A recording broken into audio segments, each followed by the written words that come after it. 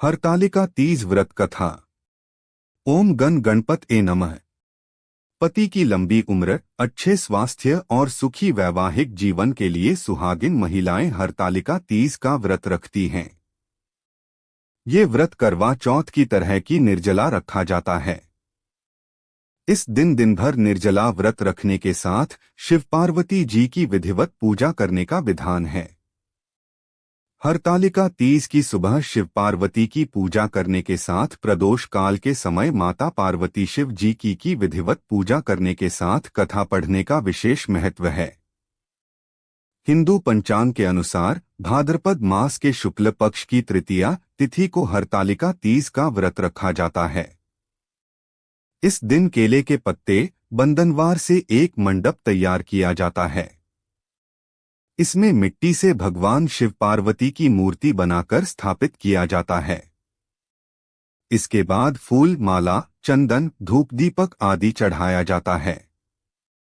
इसके साथ ही मंत्रों का जाप करने के बाद अंत में हरतालिका तीज का व्रत जरूर करें। अगर आप हरतालिका तीज के दिन व्रत रखने के साथ इस व्रत कथा का पाठ करने से शुभ फलों की प्राप्ति होती है। आइए जानते हैं हरतालिका तीज की संपूर्ण व्रत कथा। तीज व्रत कथा। पौराणिक मान्यता के अनुसार कैलाश पर्वत में भगवान शिव माता पार्वती के साथ नंदी और अपने गणों के साथ बैठे हुए थे। इस अवसर में मां पार्वती ने शिव जी से पूछा कि हे महेश्वर, मैंने वह कौन सा पुण्य किया था जिसके कारण आप मुझे पति के रूप में मिले? आप तो अंतर्यामी है, तो आप मुझे अवश्य इस बात को बताएं। इस बात को सुनकर शंकर जी कहते हैं कि हे देवी, आपने तो अति उत्तम पुण्य का संग्रह किया था जिससे आपको मैं प्राप्त हुआ था। आपने भादो मास के शुक्ल पक्ष की तीज के नाम में प्रसिद्ध है। शिव जी ने कहा, हे गौरी, पर्वतराज हिमालय पर स्थित गंगा के तट पर तुमने अपनी बाल्यावस्था में 12 वर्षों तक अधोमुखी होकर घोर तप किया था। इतनी अवधि तुमने अन्न न खाकर पेड़ों के सूखे पत्ते चबाकर व्यतीत किए। माघ की विकराल शीतलता में तुमने निरंतर जल में प्रवेश करके तप किया। वैशाख की जला देने वाली गर्मी में तुमने पंचाग्नि से शरीर को तपाया। श्रावण की मूसलाधार वर्षा में खुले आसमान के नीचे बिना अन्नजल ग्रहण किए समय व्यतीत किया। तुम्हारे पिता तुम्हारी कष्ट साध्य तपस्या को देखकर बड़े दुखी होते थे। तब एक दिन तुम्हारी तपस्या को देखकर नारद जी तुम्हारे घर पधारे। तुम्हारे पिता ने हृदय से अतिथि सत्कार करके उनके आने का कारण पूछा। नारद जी ने कहा, गिरिराज, मैं भगवान विष्णु के भेजने पर यहाँ उपस्थित हुआ हूँ। आपकी कन्या ने बड़ा कठोर तप किया है। इससे प्रसन्न होकर वे आपकी सुपुत्री से विवाह करना चाहते हैं। इस संदर्भ में आपकी राय जानना चाहता हूँ। नारद जी की बात सुनकर गिरिराज गदगद हो उठे। उनके तो जैसे सारे क्लेश ही दूर हो गए। प्रसन्न होकर वे बोले, श्रीमान, यदि स्वयं विष्णु मेरी कन्या का वरण करना चाहते हैं तो भला मुझे क्या आपत्ति हो सकती है? वे तो साक्षात ब्रह्मा हैं। हे महर्षि, यह तो हर पिता की इच्छा होती है कि उसकी पुत्री सुख संपदा से युक्त पति के घर की लक्ष्मी बने। पिता की सार्थकता इसी में है कि पति के घर जाकर उसकी पुत्री पिता के घर से अधिक सुखी रहे। तुम्हारे पिता की स्वीकृति पाकर नारद जी विष्णु के पास गए और उनसे तुम्हारे ब्याह के निश्चित होने का समाचार सुनाया। मगर इस विवाह संबंध की बात जब तुम्हारे कान में पड़ी तो तुम्हारे दुख का ठिकाना न रहा। तुम्हारी एक सखी ने तुम्हारी इस मानसिक दशा को समझ लिया और उसने तुमसे उस विक्षिप्तता का कारण जानना चाहा।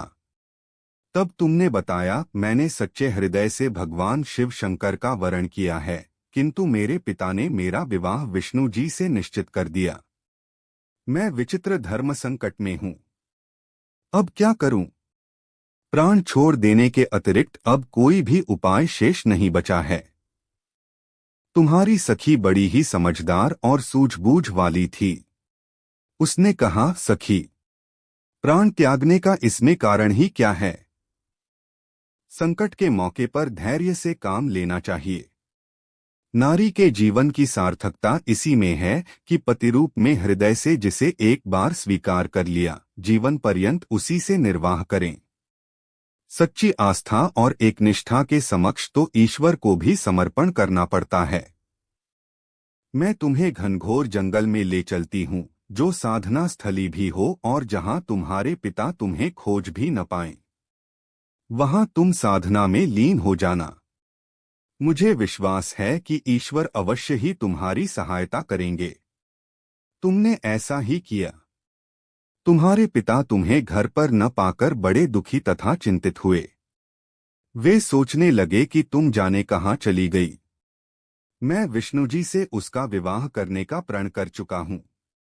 यदि भगवान विष्णु बारात लेकर आ गए और कन्या घर पर न हुई तो बड़ा अपमान होगा। मैं तो कहीं मुंह दिखाने के योग्य भी नहीं रहूंगा। यही सब सोचकर गिरिराज ने जोर शोर से तुम्हारी खोज शुरू करवा दी।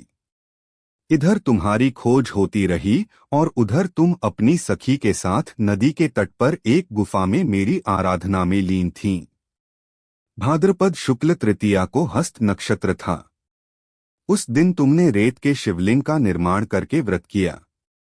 रात भर मेरी स्तुति के गीत गाकर जागी। तुम्हारी इस कष्ट साध्य तपस्या के प्रभाव से मेरा आसन डोलने लगा। मेरी समाधि टूट गई। मैं तुरंत तुम्हारे समक्ष जा पहुंचा और तुम्हारी तपस्या से प्रसन्न होकर तुमसे वर मांगने के लिए कहा। तब अपनी तपस्या के फलस्वरूप मुझे अपने समक्ष पाकर तुमने कहा, मैं हृदय से आपको पति के रूप में वरण कर चुकी हूँ। यदि आप सचमुच मेरी तपस्या से प्रसन्न होकर आप यहाँ पधारे हैं तो मुझे अपनी अर्धांगिनी के रूप में स्वीकार कर लीजिए। तब मैं तथास्तु कहकर कैलाश पर्वत पर लौट आया। प्रातः होते ही तुमने पूजा की समस्त सामग्री को नदी में प्रवाहित करके अपनी सहेली सहित व्रत का पारणा किया। उसी समय अपने मित्र बंधु व दरबारियों सहित गिरिराज तुम्हें खोजते खोजते वहां आ पहुंचे और तुम्हारी इस कष्ट साध्य तपस्या का कारण तथा उद्देश्य पूछा। उस समय तुम्हारी दशा को देखकर गिरिराज अत्यधिक दुखी हुए और पीड़ा के कारण उनकी आंखों में आंसू उमड़ आए थे। तुमने उनके आंसू पोंछते हुए विनम्र स्वर में कहा, पिताजी, मैंने अपने जीवन का अधिकांश समय कठोर तपस्या में बिताया है। मेरी इस तपस्या का उद्देश्य केवल यही था कि मैं महादेव को पति के रूप में पाना चाहती थी। आज मैं अपनी तपस्या की कसौटी पर खरी उतर चुकी हूँ। आप क्योंकि विष्णुजी से मेरा विवाह करने का निर्णय ले चुके थे, इसलिए मैं अपने आराध्य की खोज में घर छोड़कर चली आई। अब मैं आपके साथ इसी शर्त पर घर जाऊंगी कि आप मेरा विवाह विष्णुजी से न करके महादेव जी से करेंगे। गिरिराज मान गए और तुम्हें घर ले गए। कुछ समय के पश्चात शास्त्रोक्त विधि विधान पूर्वक उन्होंने हम दोनों को विवाह सूत्र में बांध दिया। हे पार्वती, भाद्रपद की शुक्ल तृतीया को तुमने मेरी आराधना करके जो व्रत किया था, उसी के फलस्वरूप मेरा तुमसे विवाह हो सका। इसका महत्व यह है कि मैं इस व्रत को करने वाली कुंवारियों को मनोवांछित फल देता हूँ। इसलिए सौभाग्य की इच्छा करने वाली प्रत्येक युवती को यह व्रत पूरी एकनिष्ठा तथा आस्था से करना चाहिए।